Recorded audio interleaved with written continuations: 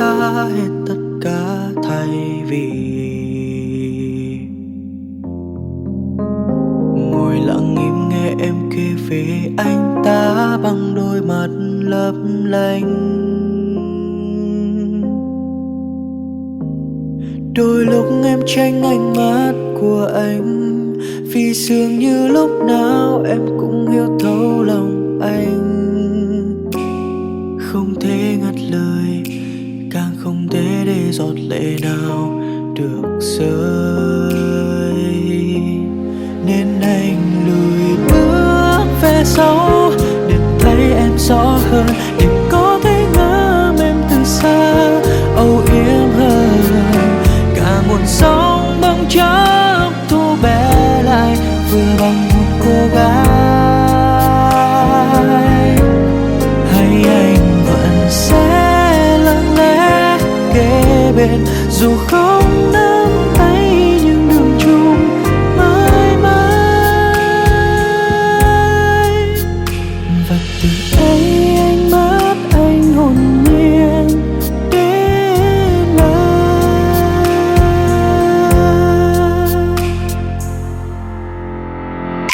Chẳng một ai có thể can được trái tim khi đã lỡ yêu rồi. Đừng ai can ngăn tôi, khuyên tôi buông xuôi vì yêu không có lỗi. Ai cũng ước muốn khao khát được yêu, được chờ mong tới giờ ai nhắc đưa đón buổi chiều. Mỗi sáng thức dậy được ngắm một người nằm cạnh ngủ say, nên anh lùi bước về sau để thấy em rõ hơn, để có thể ngắm em từ xa âu yếm hơn. Cả nguồn sóng bỗng chốc thu bé lại vừa bằng một cô gái. Hay anh vẫn sẽ lặng lẽ kế bên dù không nắm tay những đường chung mãi mãi. Và từ ấy ánh mắt anh hồn nhiên đến lại.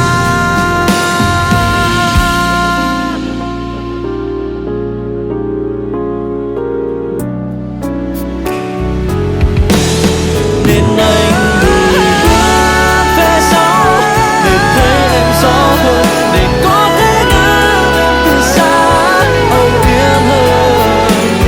nguồn sóng bỗng chốc thu bé lại vừa bằng một cô gái. Hay anh vẫn sẽ lặng lẽ kế bên dù không nắm tay những đường chung mãi mãi. Và từ ấy ánh mắt anh hồn nhiên đến lại.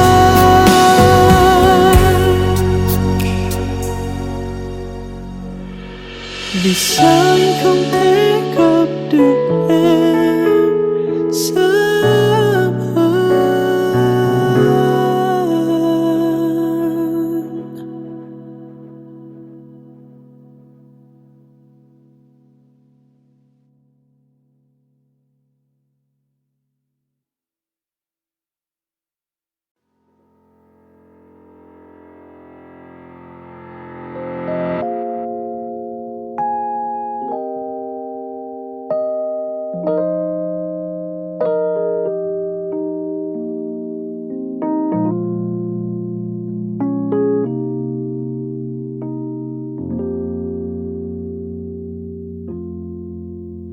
Nhiều khi anh mong được một lần nói ra hết tất